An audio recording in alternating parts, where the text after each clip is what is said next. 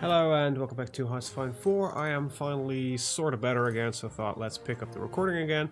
Now you might notice that the UI is a little bit smaller than it normally is. I've bought a new monitor because my other one died, or sort of died. It's when it gets warm, the backlight overheats, so it shuts off. That's an annoying problem, and as such, I decided it was time to buy a new one, which I had on my to-do list for a long time anyway.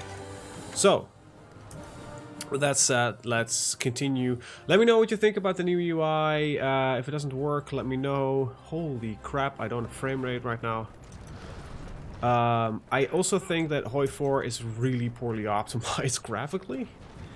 Because my frame rate drops like significantly. So currently, when I look at this, so there's very little rendered, right? Let's go about 34 FPS when I go over here.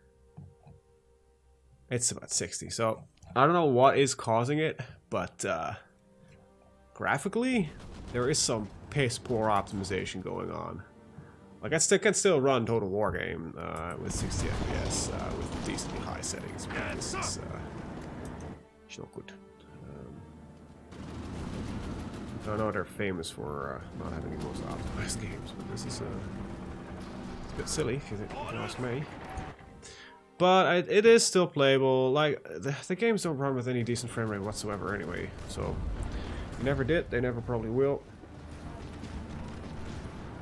Don't know why that exactly is. I can actually check for something. Let's see. Let's go to performance or CPU up. Yeah. So my CPU and my GPU are both eating out of their ass. To be honest, 37% usage about both of them.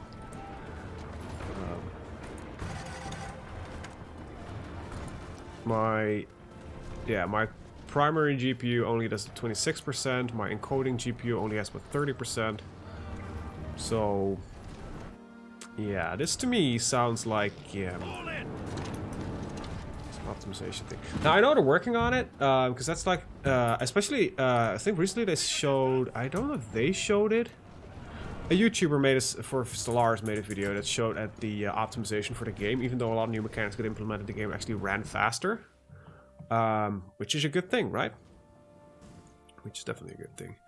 But it is an interesting thing. I wish they would just dedicate a lot of time and resources on optimizing the game, because mechanically I think we're in a okay-ish spot. I am still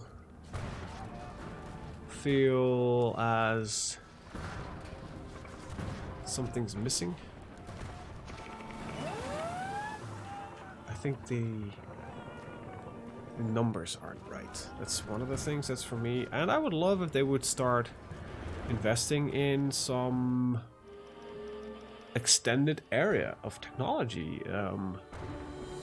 We have jet technology that goes up to the 1950s, but that's kind of where it also ceases, so that would be great. I think if we could continue along that route. I think that's what I would like to see most, or new starter scenarios like ending after the war, like a Cold War scenario, but I think this is way off and being optimistic and that kind of stuff. So what were we doing, because it's been 3 weeks for me since I last played this. Right, yeah, wasn't it working on modern tanks as well? Yes, we were slowly starting to build some modern tanks. I have very low numbers, that's the thing, right? Yeah. None of the production capability that I want, especially not in fighter regions. Got a decent amount of production coming up. And the numbers are increasing on a daily basis. Good. But yeah, Germany is still kind of the impenetrable fortress that it is. But Italy, I think, is gonna die soon. But so I've been playing my Germany campaign in the Silent Conquest thing. I recommend to check it out because it's pretty cool. I'm having a lot better success there than I have here. In multiple ways. It's, Jesus, you're a very skilled cookie. I think I also just lost, like, a large portion of my Spies, that's weird. I don't know what happened there exactly, but no, but in my Germany campaign, I'm having like a genuine blast playing that. It's about 3 hours in. I've done what I usually do when I play Germany, and that's being stupid and attack Poland like day one if you can. I'm not gonna spoil it really, but oh, I will. It's fucking silent anyway. You just watch what happens. But it's worth a watch. And before we invade France, Russia falls. I think that's gonna. I think that's the. And how I do it is, I think that one of the dirtiest tricks that I've done so far, and because you don't have the equipment to fight Russia that early, but other people do. And that's the only thing I'm going to say. It's worth a while to check it out. It's about 3 hours. You know what? That's the problem of being a silent game, silent conquesting, is that it is. You actually have to watch it, I guess. You actually have to pay attention, where this you can just put on the background and look at me doing some things. I'm actually not telling you what I'm doing, I'm just rambling on. If you want to know what is on screen right now and you are visually impaired, I am just staring at a lot of numbers doing jack all shit. Italy is slowly falling because multiple naval invasions is happening at the same time. I've got a single army suffering mass amount of attritions, trying to bash through the Italian army, which so far they're not really succeeding. Let's just attack here, please. So that is that. Our numbers are underwhelming, and that's a problem. And that's the advantage of playing of a country like Germany, because you can just be like, you know what? Fuck them, all of them. I can do this on my own. I don't need any help. And that's kind of what I like about a lot of this stuff. It is, you know. Norway has finally fallen. It's just, allies are fun and all, but they aren't. I think there's, I don't know exactly which mod it was, but it could actually tell you just don't put any troops on my fronts. And I really like that setting. Like, hey, you know what? We're suffering attrition here, but you're not really pushing, and you're using shit troops. Can you please stay away from my front line, please? Perhaps, perchance, that would be a thing that we could do. That would be great. But we're, why am I researching NATO? Oh, right, yeah, I need to get, I don't know, man. Germany is an annoying target to kill. I always hated it. Playing as an island nation, I don't mind playing as the USA, to be honest, because you could just, you have, USA has big dick syndrome, right? You have a lot of potential, crap that you can throw in the direction. Right, you have a country that has almost all resources that it needs. I think it only needs to import tungsten, I believe. Wait, Canada has fallen to... Oh, it just has a weird-ass color. I think the only thing that they don't have is rubber, yeah. Oh, right, yeah, they don't have any chromium. That's the thing, right? The chromium is the only problematic resource for the United States, but they can get access to that without too much trouble, you know, trade, and they've got a lot of factories, and they have a very potentially powerful navy, a nation, sorry. But, oh well. I'm re-recruiting my old guys, because I recognize these faces. I don't know what happened, but I think some of the patches, the patching that's going on has had some influence. Now, how are you on stability? Oh, you're about as stable as it gets, right? Yeah. Got some good war support going on. Like, the Germans are really happy with the results that they're having so far. Can't tell you that that's true. They are also hell-bent on retaking Berlin back. Which isn't really that surprising, all things considered. Like, hey, can we please have our capital city back? No, no. I don't think so. I don't think you can. And that's... this is gonna go red, I guess, soonish. Election... Let the political landscape shift. Yeah, sure. I think I can freely do that because I believe... Do I have that? Yeah. I think I do. There's a daily change apparently. I don't know who's doing that, but... Got some drift defense.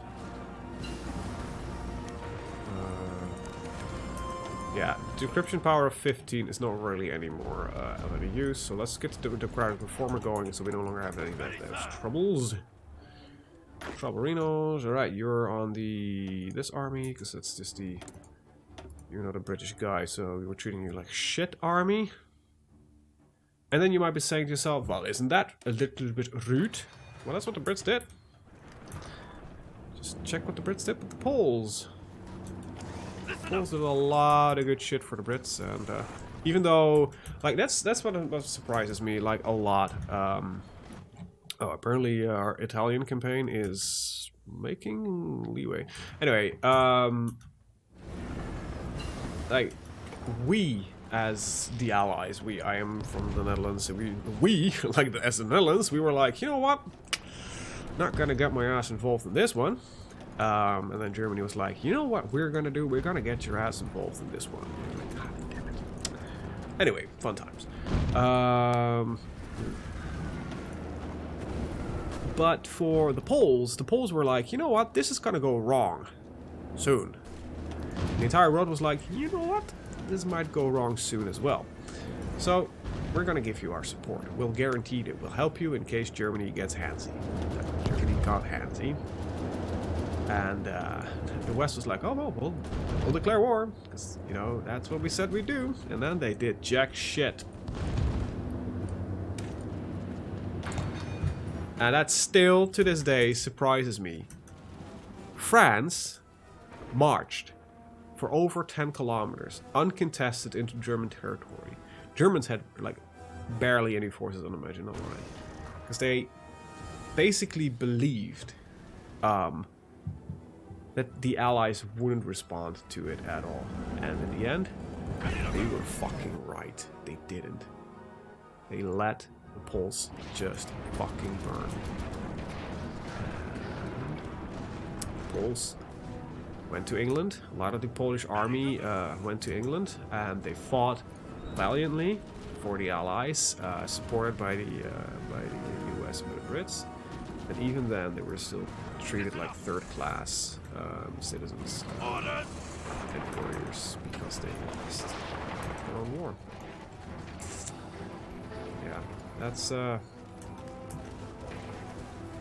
just really sad when you think about it. It's terrible. But that's the way it goes, apparently. We might have won, and we might have been the heroes and the good guys in the entire ordeal, but we did some fucked up shit as well. Like we really did. The Netherlands went back to war with Indonesia, if you want to call us something specific. Because we wanted to retake our colony, which wasn't really, I don't think it was really a smart thing to do. But then basically the USA said like, hey, which is like the most opportunistic shit ever. But they, you know, that was the thing. Like, they were standing for freedom and all that kind of stuff, so they couldn't really allow colonialism to recontinue, even though they were quite happy on trying to become a colonial empire themselves. But, you know, that's beside the point. So they said, like, hey, we're gonna seize Marshall assistance if you continue your little excursions into Indonesia. So we basically calculated that Marshall assistance would be more profitable than fighting another fucking war. And we also made several promises to some of the indigenous populations of Indonesia. And because of that, we never really did come true with those promises. And that led to some more interesting problems in Indonesia today. And yeah. We're a bunch of fucking scumbags. I think we all were. I think World War II was not about the good guys versus the bad guys. They were the debatable guys versus the bad guys versus the even worse guys. Say whatever you want about the communists, but they were fucking pieces of shit. If you want to feel underappreciated, undervalued, try communism. Fascism was just like, as long as you're German, you're good. This is a pretty horrible way to treat a large portion of your population, I guess. Americans were opportunistic as hell. Because why wouldn't you? What else do we have? the Brits basically had to sacrifice their colonial empire even to get them to support them. It was a shit show, and I think everybody was a bad guy, but I think it was fighting evil, right? I think humanity at that point in time was a very opportunistic piece of garbage, and I think it led to a lot of good things, but that wasn't the initial case, so to speak. Like, the reason why Japan went to war is completely pullable from what happened and how they were treated up till the point they were saying, like, we've got enough. They fought for us in World War I against the Germans, they assisted us, and they want to just be treated as a modern country. And Europe and America basically said, you know what, fuck you. So, in the end they said, you know what, fuck you as well. It's very oversimplified, by the way, so don't take this as the gospel of, like, oh, that's how history went.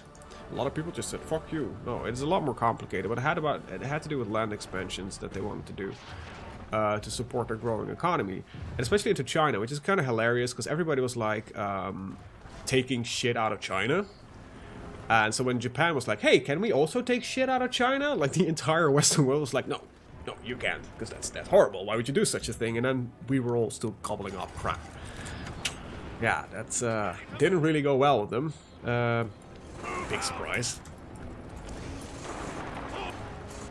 Yeah, so world history. It's a fucking shit period. How is your self-isolation going? I'm going slowly nuts. I'm okay. I'm alive. I'm doing fine. I've been sick. I don't know what I've had, but I've had a very long-lasting, annoying, dry throat, cough, throat infection. So I might have had the virus. I don't know. I could have had it. And I think that is the scariest thing about the entire situation right now, is that all of us that have been sick in the past few weeks, let's say the past 2 to 3 weeks, and weren't terminally ill, especially in my country, have not been tested. So cannot say with a surety that we've had the virus. So I'm very intrigued to see if they will do something about it in later stages of when, you know, the worst has happened. But yeah. Let's talk about World War II history while we're fighting a very annoying little war with Germany. I think it's a very interesting period of time. It's also, I think you see what happened then is also something you can see right now. A lot of people just wiped out. I don't know if that's actually one of my people. Anyway, there's a little bit of a commonality between what's happening right now and what has happened in that period of time. And you might be saying that's a bit odd to say. Fair enough. I'll give you that one. The reason I'm saying it is during World War II, a lot of things went in regarding social and technological development went into overdrive because solutions had to be found, and there was no time to debate it till the end of time, which was something that we used to do before. It had to happen now, and preferably yesterday. So a lot of things that used to be off limits or problematic or like, well, you know, we'll talk about it. That kind of mental behavior, like we're fine now, so yeah, we might need to do it in the future, but it's not that important right now. That shit no longer was possible, right? You know, that didn't fly anymore. That's the same thing that's happening right now. A lot of technological development that we were all like, you know, I don't know, maybe, perhaps we should, you know, look at digitizing parts of our education, all that kind of crap, right? All that kind of stuff. We were like, it's expensive, it's not really that well tested. It is. Right now, a lot of things like that are just all of a sudden happening. It's a very interesting period of time. Same thing for World War II, where a lot of things were like, you know, we don't really know, we might not do this, might not do that. A lot of development was happening, not just on military level. Of course, a lot happened on military level. We went from we can shoot bottle rockets, like that's the state, a little bit more advanced, but just for comparison's sake, to paint a bit of a contrasting picture here. We went from capable of firing bottle rockets to launching intercontinental ballistic missiles that went into space. I'm talking about a V2 rocket, Vergeltungswaffen. I think it stands for the. No, it's insane, like how we developed in that period. Medically, we did a large amount of development. Yes, some of it was done in the most brutal ways ever, but we're still enjoying a lot of the research that had been done into infectious diseases and how to treat wounds, how to operate on people. That's all from that period of time, because we had to. And yeah, a lot of sacrifices were made in the meantime. But that's something we can luckily, hopefully, prevent. Good-ish.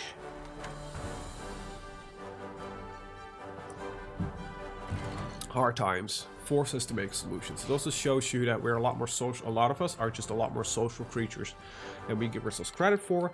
It also shows you that some people are fucking idiots and the selfish bastards that you can think of. I'm not gonna name names.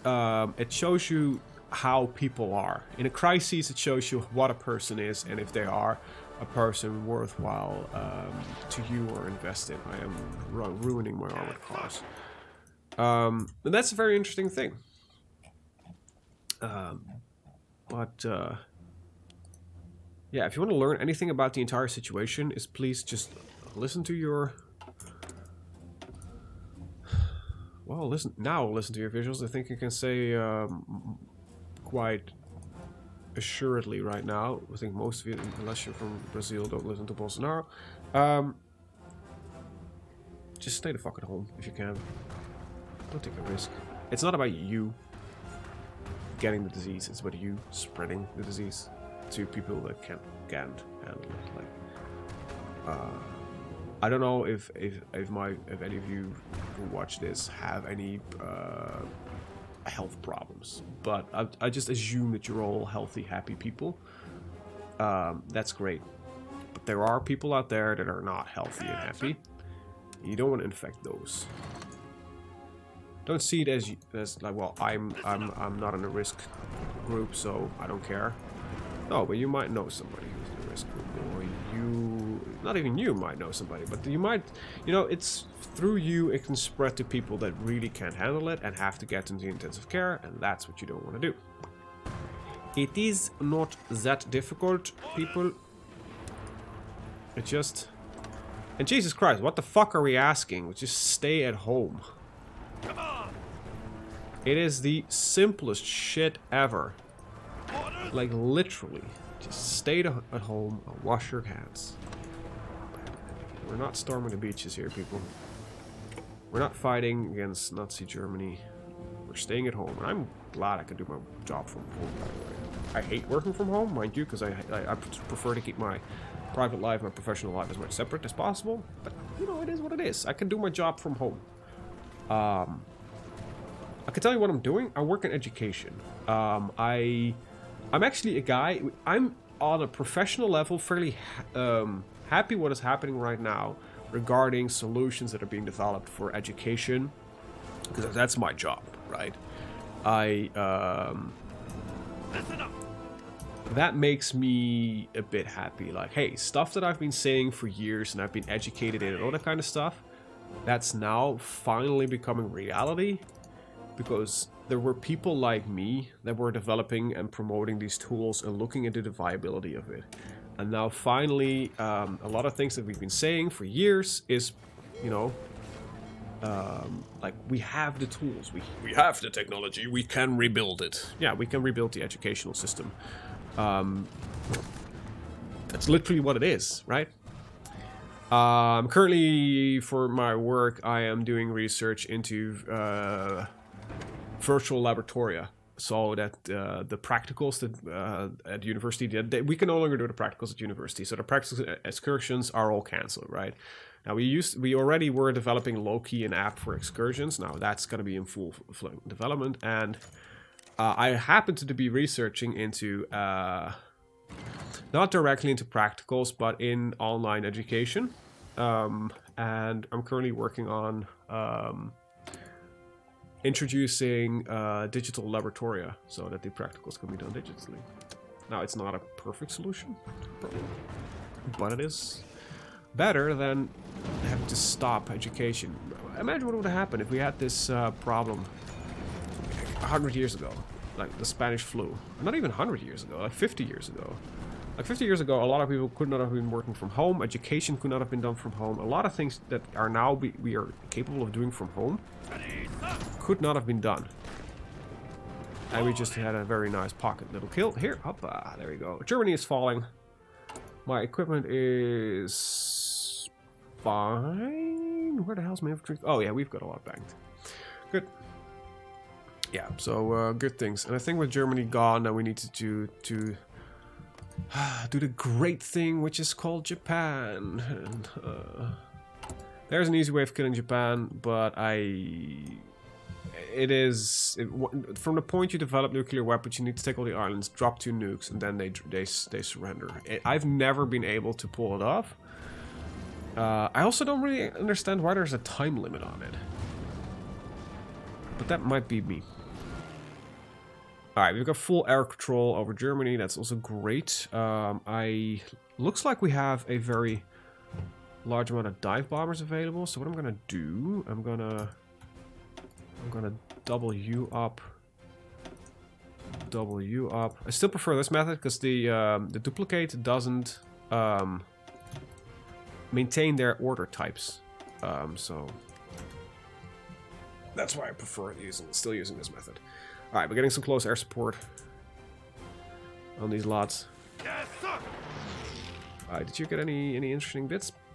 Nope. You still don't even have... Yeah, I don't think this guy will get... he apparently is going towards infantry. That's odd. I don't really like that idea. Let's see. So, motorized divisions. Can I add in a... Remove a armored car. And let's add in... something special. A modern tank.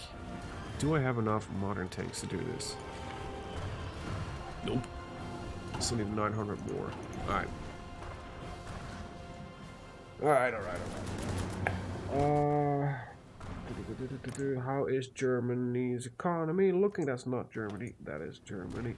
Let's see. They have still 91 equipment. That's pretty good. They're dropping in factory count though.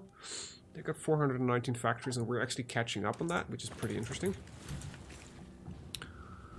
Pretty good. We've also broken through their version of the Maginot Line, finally. That's pretty good. Italy is probably gonna fall anytime soon, hopefully. Keep the pressure on there as well, guys, please. Please. I think a lot of this could have been done faster if there wasn't such a huge amount of attrition on the front line, and troops could be fighting at their full potential. Hey, managed to get another German pocket going. Yes, sir. Now it is a little bit better up here in this line here, so I think that's why we're also seeing a little bit more success. I'm also gonna just tell you to not move there, but there is still trouble. All right, I think you all hold. And one guy can do the move, and the rest of you can just keep up and go to the front line. There we go. Let's see, did I do that? Yes, already. I upgraded this port to 10 so we can maximize the supply throughput. Let's see, how far is Germany from capitulation? They're about 69% there. Nice. And for that, I'm actually going to end the episode. I want to thank you guys for watching. See you for the next one. Have a very good day.